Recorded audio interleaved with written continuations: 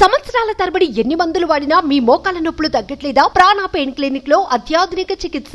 RG Kar hospital and college ఏదైతే ఉందో అక్కడ ఉన్నాము. అండ్ నేను చాలా సేపటి నుంచి ఇక్కడ వెయిట్ చేస్తున్నా. బికాస్ ఏంది అని అంటే పొద్దున 6 గంటల నుంచి సాయంత్రం 6 గంటల దాకా బీజేపీ వాళ్ళ బంద్ ఏదైతే ఉంటే అది నడిచింది. దాని తర్వాత ఆ group of students and employees ఇక్కడ ఎవరైతే వర్క్ చేసే వాళ్ళు ఉన్నారో వీళ్ళందరూ కూడా వచ్చి ఒక ప్రెస్ మీట్ కోసం ఇక్కడికి వస్తారు అని చెప్పేసి చాలా ప్రెస్, ఇక్కడ లోకల్ ప్రెస్ వాళ్ళు వీళ్ళందరూ కూడా ఇక్కడికి వచ్చి వెయిట్ చేయడం జరిగింది కొన్ని గంటలుగా. సో కొన్ని గంటల తర్వాత వాళ్ళు వచ్చి కొన్ని విషయాలు రివీల్ చేయడం జరిగింది. అంటే కొన్ని విషయాలు వాళ్ళు ఏం ప్రొటెస్ట్ చేస్తున్నారు ఏంది ఇదంతా మాట్లాడారు. సో ఆ గ్రూప్ లో నుంచి ఒక ప్రొటెస్టర్ ని నేను పక్కకు తీసుకొచ్చి మాట్లాడుతున్నా. సో ఆయన దగ్గర నుంచి మనం కొంచెం ఇన్ఫర్మేషన్ తీసుకుందాం. సార్ నమస్కారం. అక్కడ Dr. Ashfaqullah Nayyar. I am the third year postgraduate trainee in Department of ENT, Arjikor Medical College. Okay. So you people are protesting since 20 days, right? तो मेरे को ये पूछना है कि आप यहाँ पे जब ये इंसिडेंट हुआ था तो तब आपका एविडेंस कुछ है? बोले तो आप कुछ आँख से देखा है क्या हुआ था, कैसा था? नहीं, ऐसे तो हम लोग नहीं देखा है क्योंकि जो इंसिडेंट्स होने के बाद ही हम लोग को खबर मिला, we are from the different department. So बाद में जब हम लोगों को पता चला, हम लोग सब इकट्ठा हुआ और देखा कि मतलब there was a police to protect the crime scenes this time पे. तो हम लोग उसी टाइम पे बाहर से डिपार्टमेंट का बाहर में ही हम लोग प्रोटेस्ट शुरू किया था. अच्छा, ये तो हमारे पास आने वाले फर्स्ट केस है यहाँ से. बोले तो ये हॉस्पिटल से, ये कॉलेज से ऐसा कुछ केस फर्स्ट है, राइट? तो इससे पहले कुछ अंदर कुछ हैरासमेंट ऐसा कुछ था स्टूडेंट्स के साथ? देखो, मेरे हिसाब से तो ये पहला केस सिर्फ आरजीकर का नहीं है, पूरा इंडिया का ये पहला केस होगा जिसमें एक ऑन ड्यूटी डॉक्टर जो है. ये तो not for the case of RG Kar, it is for the whole India. मेरे को नहीं लगता है ऐसे केस कहीं पे हुआ. तो अंदर का जो हैरेसमेंट का बात कर रहे हैं तो कुछ तो सिस्टम का फेलियर है. जो सिस्टम में डायरेक्टली हैरेसमेंट है कि नहीं है वो तो सीबीआई अभी ऑन द मैटर सब जुडिस है, वो बता सकते हैं क्या हैरेसमेंट था या नहीं था. बट एक लाइफ चला गया जिसपे हम लोग बहुत दुखी है अभी. that's the सर मेरे को एक प्रश्न है, पहले से मेरे को ये डाउट है कि आप लोग 20 दिन से प्रोटेस्ट कर रहे हैं. तो हमने मीडिया में एक दिन ममता बनर्जी सीएम का भी प्रोटेस्ट आपके साथ हो रहा था, उन्हें भी आपके साथ पैदल चला था ये रास्ते पे, राइट? तो तब मेरा ये डाउट था, उसके हाथ में पावर था. She is a lady who has a power as a CM and health minister and also a home minister, and she started protesting against the government, right?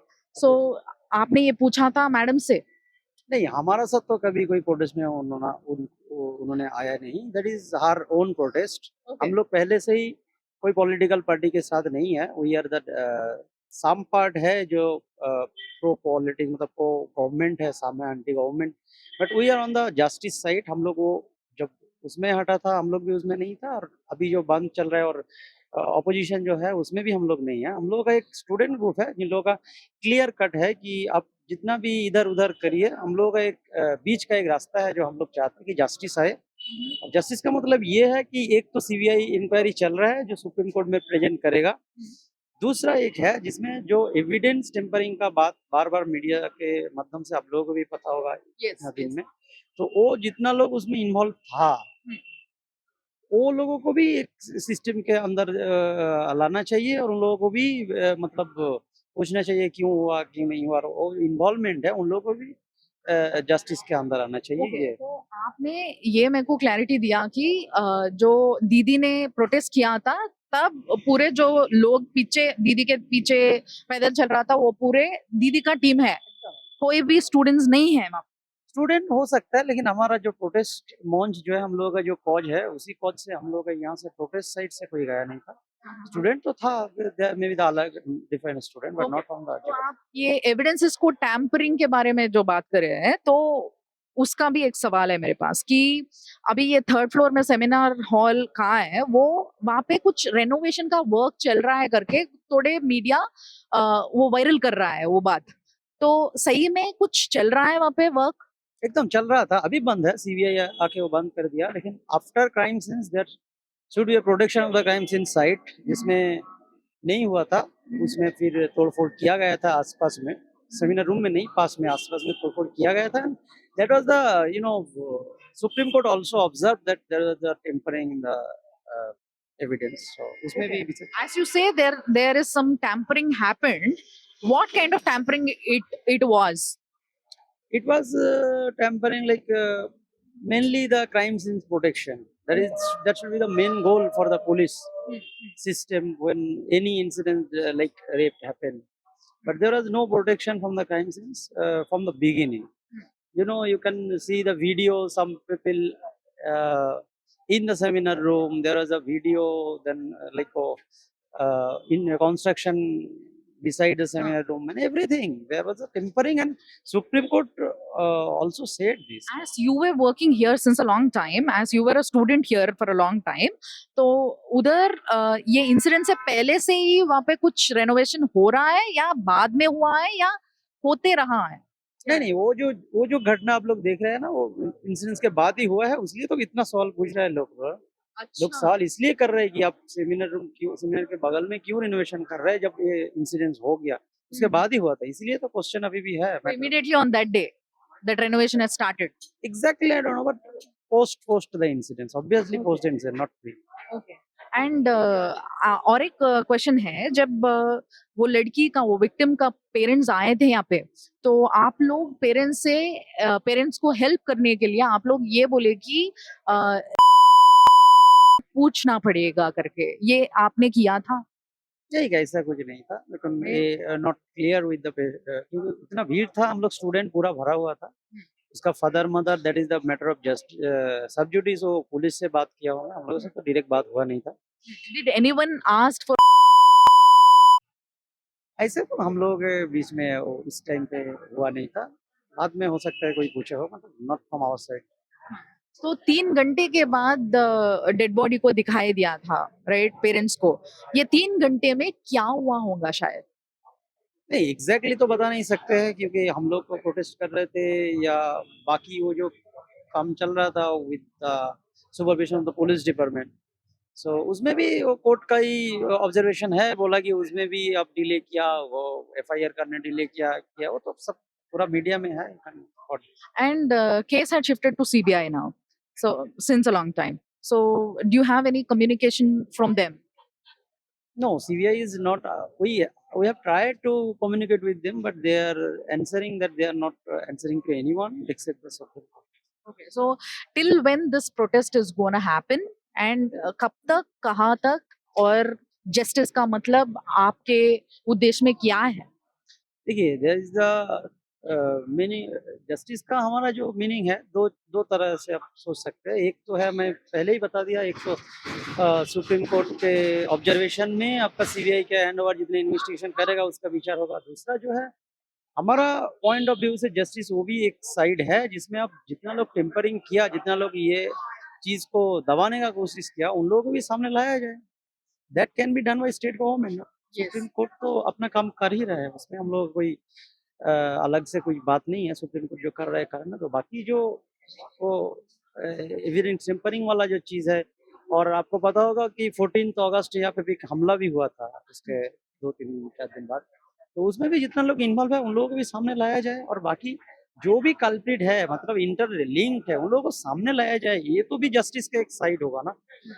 विचार होगा, जितना टाइम लगेगा वो तो लगता रहेगा, वो कोर्ट का सिस्टम में लगेगा. इमीडिएट जस्टिस तो कुछ मिलना चाहिए, जिसमें कि हम लोग के धरना कर रहे हैं. और बाकी कुछ छोटा मोटा डिमांड हम लोग का है कि ये जो चीज हुआ है फ्यूचर में ऐसे ना हो, उसके लिए कुछ तो प्रोटेक्शन सिस्टम आना चाहिए. And then will go for No the safety, no duty. एकदम. That's the motto of So the final thing is, आज Mamata Banerjee, the CM of the state, had come out and she said that अभी ये जो issue है इसको बाजू रखेंगे और सामने निकलेंगे, क्योंकि माता का पूजा का समय हो गया है, राइट. सो दसरा आने वाले हैं, तो यहाँ पे माता का पूजा बहुत वैभव से करते हैं.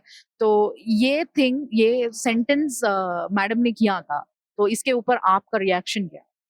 नहीं, एनवायरमेंट तो माता का यहाँ पे पूजा होता है, सब लोग करते हैं, हम लोग भी उसमें बहुत एंजॉय करते हैं. लेकिन इस साल तो मेरे को नहीं लग रहा है मूड अलग है, क्योंकि माता ये भी हमारा बहन जो थी, ये भी एक माता की तरह ही थी तिलोत्तमा. तो बहुत सारा जगह पे अभी भी मूड ऐसे ही है कि पहले आप जस्टिस दीजिए, फिर तो पूजा तो हम करते ही रहेंगे, वो तो होते रहेगा, उससे कोई जस्टिस तो so what you say to CM as a protester, as a student? No, I want to say our CM madam that she should look into the matter with full of kinds. क्यों ये हो रहा है, क्यों इतना treatment का जो बोल रहे हैं कि दिक्कत हो रहा है, ये हो रहा है, they should come out and say like what is the main problem, कौन सा प्रॉब्लम है जिसके रिजल्ट में ये हुआ है। तो पूरा सिस्टम को अलग से देखे as a health minister also, as a home minister, health minister, chief minister. So she should look into the matter और काइंडली देखना चाहिए। ऐसे पॉलिटिक्स तो होते रहेगा, this is should not be the boundary with the politics, should be on the politics. इसमें थोड़ा तो देखना चाहिए। Thank you sir, thank you so much for the information. Thank you. So చూసారు కదా, ఇంతసేపు ఈయన ఇచ్చిన ఇన్ఫర్మేషన్ ప్రకారం ఏంది అని అంటే, ఒకటి ఇక్కడ రెనోవేషన్ వర్క్ ఏదైతే ఇప్పుడు మన తెలుగు మీడియాలో కావచ్చు, లేకపోతే కొన్ని హిందీ మీడియాలో కావచ్చు, జనాలు ఏదైతే వైరల్ చేస్తున్నారో వార్తని, అంటే ఏదైతే రెనోవేషన్ వర్క్ జరుగుతుందో ఆ రెనోవేషన్ వర్క్ ఎందుకు ఆపలేదు, అసలు ఎప్పటి నుంచి జరుగుతుంది అనేది ఒక ఇన్ఫర్మేషన్ ఎవరికి లేకుండే. అయితే మొట్టమొదటిసారి నేను ఇక్కడ అడిగినప్పుడు వీళ్ళు నాకు డైరెక్ట్ గా చెప్తున్న విషయం ఏంది అని అంటే, ఇక్కడ వర్క్ చేస్తున్న పిల్లలే, ఇక్కడ చదువుకున్న పిల్లలే కాబట్టి ఈ ఇష్యూ జరగనంత వరకు, ఈ అఘాయిత్యం జరగనంత వరకు అక్కడ ఏ రెనోవేషన్ జరుగుతలేకుండే. బట్ ఒక్కసారి ఎప్పుడైతే ఈ ఇష్యూ అయ్యిందో దాని తర్వాత ఇమీడియట్ గా, అంటే పోస్ట్ ఇష్యూ అక్కడ రెనోవేషన్ స్టార్ట్ చేసిరంట. సో ఆ రెనోవేషన్ స్టార్ట్ చేయడం కూడా ట్యాంపరింగ్ లో భాగమే అనే విషయాన్ని ఆయన స్పష్టంగా చెప్పారు ఒకటి. అండ్ ఇంకొకటి ఏంది అని అంటే, మమతా బెనర్జీ గారు, ఆవిడ దీది ఎప్పుడైతే రోడ్ పైన ప్రొటెస్ట్ చేసుకుంటా నడిచిందో అప్పుడు ఆమె కూడా ప్రొటెస్ట్ చేస్తుంది ఏంది, బీయింగ్ అ గవర్నమెంట్ లేడీ, అంటే గవర్నమెంట్ ఆమె చేతుండగా ఆమె కూడా ప్రొటెస్ట్ చేస్తుంది ఏంది అనే డౌట్ దేశం మొత్తానికి వచ్చింది. సో ఈ డౌట్ వచ్చినప్పుడు ఆబ్వియస్లీ ఆ పక్కన నడిచేటోళ్ళకి కూడా ఈ డౌట్ వచ్చి వాళ్ళు అడుగుతారు కదా. సో ఈ ప్రశ్న నాకుండే, ఆ ప్రశ్న నేను ఆయనను అడగడం జరిగింది. మరి పక్కన ఉన్న వాళ్ళు ఎవ్వరు ఆమెను అడగలేదా, సీఎం మేడం ని అడగలేదా, ఎందుకు మీరు కూడా ప్రొటెస్ట్ చేస్తారు, మీ చేతిలో పవర్ ఉంది, మీరే కదా యాక్షన్ తీసుకోవాల్సింది అని అడగలేదా అంటే, నిజానికి చెప్పాలంటే ఆ వెనకాల నడిచిన వాళ్ళంతా కూడా ఆమె మనుషులే, స్టూడెంట్స్ ఎవరు లేరు. ఒకవేళ ఉన్నా కూడా ఆమె పార్టీకి సంబంధించిన స్టూడెంట్స్ అయ్యుండొచ్చు అన్న విషయాన్ని అయితే చెప్పారు. అంటే వీళ్ళు మాత్రం కాదట, అంటే మేము మాత్రం లేము దాంట్లో, మాకు అసలు ఆ గ్రూప్ తోని సంబంధం లేదు, అది టిఎంసీ గ్రూప్ అయి ఉండొచ్చు అన్న విషయాన్ని చాలా స్పష్టంగా చెప్పారు. అండ్ సిబిఐ తోని కమ్యూనికేట్ అవ్వడానికి ప్రయత్నిస్తే వాళ్ళు ఎటువంటి ఇన్ఫర్మేషన్ ఇయ్యలేదు. అండ్ వీళ్ళు రిక్వెస్ట్ చేయడం జరిగిందంట వాళ్ళని అత్యంత తొందరగా దీంట్లో ఎవరెవరు ఇన్వాల్వ్ ఉన్నారు, అసలు ఏమేమి ట్యాంపరింగ్ జరిగింది, ఇవన్నింటినీ రివీల్ చేయాల్సిందిగా వీళ్ళు కోరుకున్నారంట. సో వాటిపైన సిబిఐ ఇంకా వర్క్ చేస్తుంది. అండ్ అంతేకాకుండా ఇక్కడ ఇంతకు ముందు, అంటే దీనికన్నా ముందు, ఈ ఇన్సిడెంట్ కన్నా ముందు ఎప్పుడైనా ఇలాంటివి ఏమైనా జరిగినాయి అని చెప్పేసి అడిగినా నేను. అంటే ఇంటర్నల్ గా ఏమైనా హెరాస్మెంట్లు కానీ వేరే స్టూడెంట్స్ కి ఇలాంటివి ఏమైనా జరిగినాయి అని చెప్పేసి అడిగినుంటే నేను.